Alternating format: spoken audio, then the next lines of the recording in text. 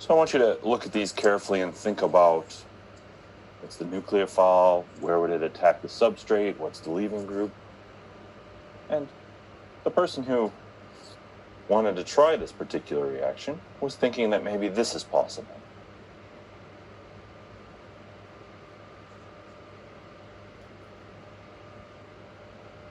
Right? They were thinking that maybe they could substitute an OH group for chloride in this type of fashion. And there's something really wrong with this reaction. What is it? When you figure it out, just type it into the comments, either privately to me or to the whole group. We don't have a solvent here, so we don't have to think about it. So you need to evaluate the substrate, good or bad, nucleophile, good or bad, leaving group, good or bad. See what's the number one thing wrong in this reaction if we're thinking about SN2s. And when you find it, just type it into the comments. So we only have to evaluate substrate, figure it out, characterize it, methyl primary, secondary, tertiary. Nucleophile, if you don't remember the nucleophile trend, go crack open your notes from yesterday. Leaving group trend, if you don't remember the leaving group trend, crack up notes. When you figure out what it is, type it in the comments. We'll have a discussion about it, please.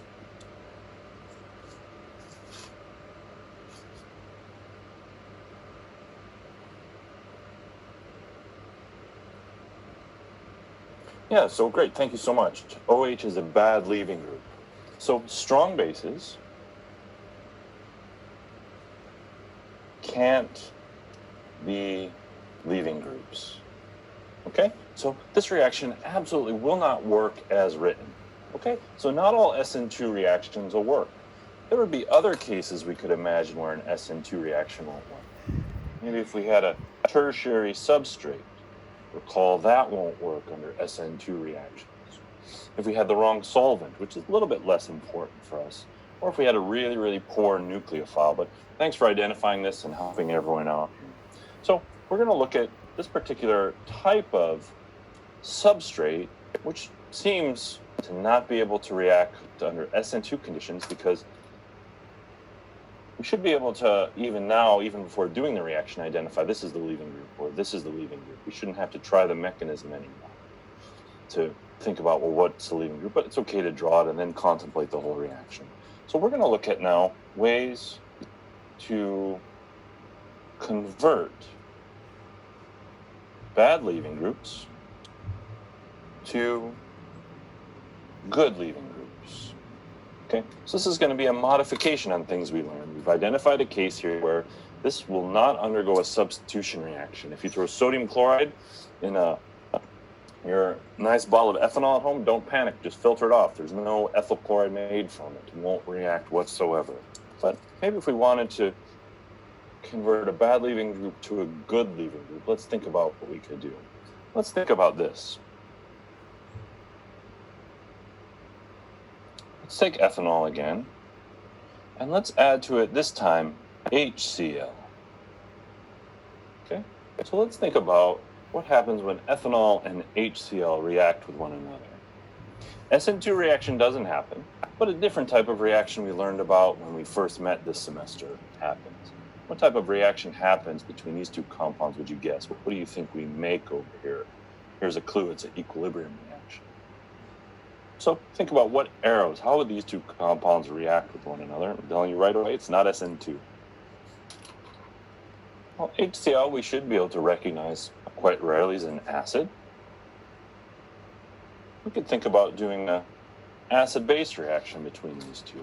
And if we did, we know what we would draw.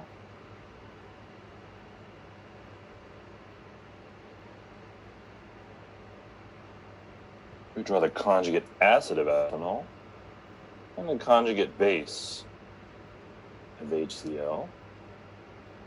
And this is under some strange, peculiar heading here, ways to convert bad leaving groups to good leaving groups. And all I've done here is an acid-base reaction. Okay, you're thinking what's going on with Dr. Schramm today. More unusual than usual. Well, let's redraw this over here. Let's forget acid-base for a minute. Draw an SN2 reaction mechanism between these two things. Okay, on your own, fill in the red arrows, doing a SN2 reaction mechanism between these two things. You'll have to figure out on your own, simple detail of where's the substrate, leaving group, nucleophile. And then compare and contrast the new leaving group we've made by doing first an acid-base reaction. I'm not going to give you too much time. This should be very straightforward at this point. You should be drawing two arrows, sketching a product, sketching the leaving group within a matter of 30 seconds. Doesn't have to be instant, but it can't take 3 hours to do this. You should be able to draw these two arrows quite quickly since they're always the same. If you do that, you make ethyl chloride, and it failed before because we had a horrible leaving group, but now we have water. And hydroxide was a bad leaving group, not because of oxygen, not because of nucleophilicity, because of its basicity. Water is a weak base. It's a perfect leaving group. At least the last time I drank water, it was a weak base. I don't know about you. So, in this particular transformation, we can convert hydroxide into a group that when it reacts with a nucleophile, it leaves as water. So I'm putting this under a subheading here, ways to convert bad leaving groups to good leaving groups. I'm going to spend a little bit of time talking about a few of these types of methods here. Okay? So in this particular transformation, we can do an acid-base reaction first, change kind of the nature of reagents. When we do that, we get a good leaving group paired up with a nucleophile. The nucleophile can attack, and now water leaves, which is a perfect leaving group. Okay? So put this into your notes. It's a good chance for us to practice acid-base chemistry. I really emphasized how important acid-base chemistry is when we were learning it. We've seen acid-base chemistry pop up. We're going to see it happen a few more times in our remaining time together. Let's talk about a few other methods. Maybe the next most important method for converting alcohols to good leaving groups. So we're going to talk about this reaction called formation of tosylates. Tosylates we just very, very briefly were introduced to yesterday in class. We just put them in our list of leaving groups. And we're going to learn how to make them, and we're going to see them in action today. So we're going to take alcohol again, and this time I'm going to put a CH3 group next to it, and I'm putting the CH3 group in place so that we can again remember the importance of stereochemistry for the SN2 reaction. Our last two examples didn't invoke stereochemistry, no chiral centers, but here we definitely have a chiral center, and this chiral center placed nearby will allow us to have a reference point using dashes and wedges.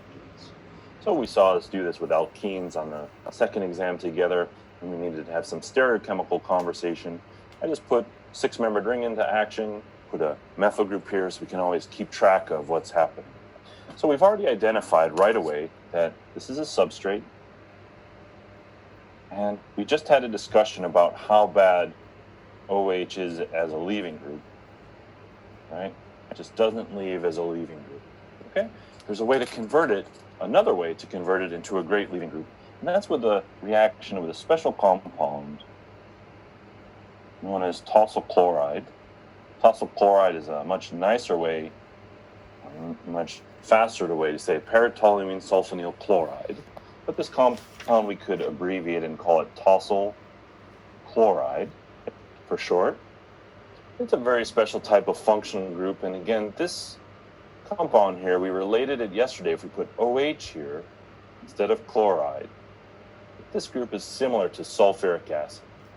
We'll learn more about this next semester, but we're just going to take this particular compound. It's called tosyl chloride. It's a very, very special type of compound, and it goes, when we have alcohols nearby, it undergoes a SN2 type reaction. It's a little bit different. All our other SN2 reactions take place at carbon, that's sp3 hybridized. This will be the one exception. But in this particular reaction, this becomes our substrate, this becomes our leaving group, and this becomes our nucleophile.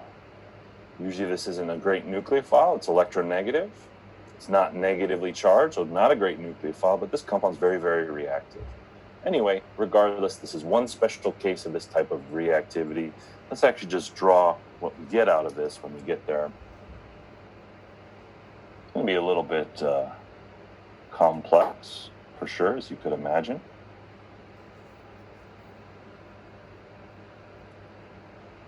And then we're going to have this new bond to sulfur. It's okay if you couldn't anticipate these red arrows. That's absolutely okay. But this product here should be very easy to understand given these two arrows that I've shown us. Chloride's gone, there's a new oxygen-sulfur bond present, and everything else about the molecules respectively have been left alone. The red arrows tell us everything. So if you see a pair of arrows on a set of molecules, you should be able to right away draw what's happened.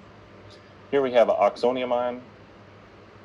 We're not going to talk about the details, but after we take off this acidic proton using base, we're not going to talk about that step.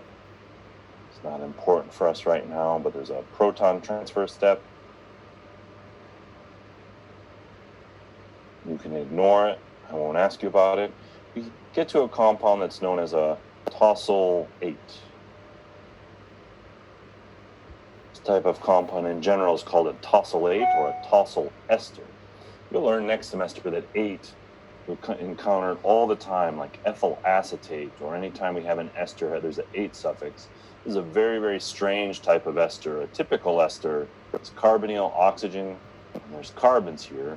But this particular compound is related to this ester in a very, very vague sort of way, but the general name for this is a tosylate. And we're going to take this compound and look at its relationship very quickly between these two species. Okay, we have an alcohol, and now we have a special tosyl ester or tosylate compound. We've changed this H to something very, very different. We're going to take this compound now and do a SN2 reaction with potassium cyanide. Potassium cyanide is a very powerful nucleophile. It's carbon, it's not electronegative, it has a negative charge on it, that amps it up even better. But potassium cyanide won't react with alcohols for the same reason Hannah told us previously, that OH is a bad leaving group because it leaves as a strong base. So cyanide would never react with this compound to do an SN2 reaction. If we wanted to put cyanide here in a down position, this would not be the way to go. On the other hand, we can convert it to a tosylate, and this doesn't look good at first. Some of you might have studied the notes carefully. Let's actually try it and see what happens. The SN2 reaction happens here. It happens backside. This will be the bond that breaks in the leaving group. And we're going to have to think really carefully, how do you want to draw the cyanide group attached to a ring? This was on yesterday's quiz. Just try and draw the product as you imagine it would be and draw the leaving group as you imagine it would form. I'm out of space here, so I'm going to draw these two things here. I'm going to draw the product, the leaving group here, and then we're going to have a discussion about it. And we'll relate it back to alcohols, and we'll see how tosylates are a good way to convert a bad leaving group into a good leaving group. So please try and draw the product with some fidelity regarding stereochemistry. Draw the leaving group. And you can look back in your notes just a little bit if you have the time and see where this particular leaving group lies in the Parthenon of leaving groups.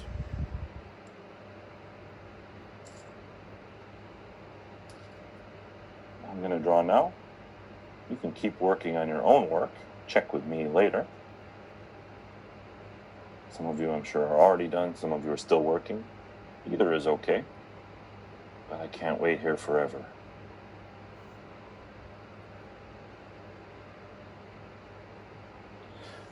So, really important, pay careful attention. Cyanide has definitely ultimately replaced the alcohol, but notice that the stereochemistry is opposite.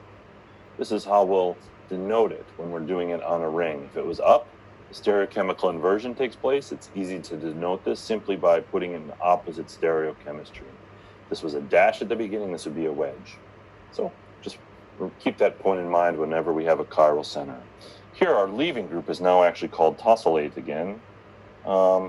This is the negative ion of tosylate. So these kind of have the same name here. This is kind of a tosyl ester, and this is tosylate, O minus. These names, again, aren't so important. But this particular leaving group is one of the best leaving groups because it's the conjugate base of a terribly powerful acid. If you look at its acid, it's very similar to sulfuric acid. So this is a conjugate base of a compound that's a close cousin of sulfuric acid. These types of acids, sulfuric acids, are very potent, strong acids. Their conjugate bases are very, very weak bases. And the criteria for leaving group is that we want to have a good weak base to have a good leaving group. If we were using OH as our leaving group, it would leave as hydroxide. Strong base, worst leaving group, impossible. But tosylate allows us, in another sense, to overcome this inconvenience.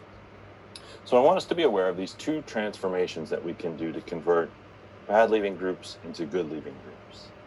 We can use a mineral acid like HCl or HBr, or we can first convert it to tosylate and then react it with other types of nucleophiles. So this is a modification, it's an addendum